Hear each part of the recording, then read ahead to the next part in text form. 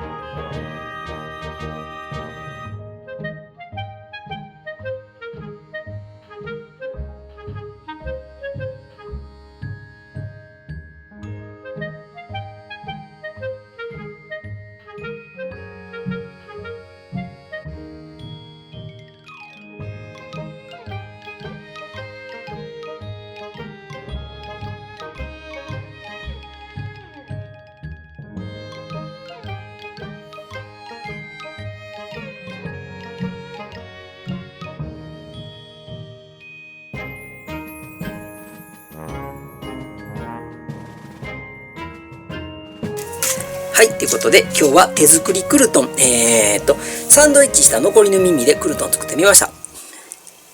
食べましょう。サクサクで美味しい。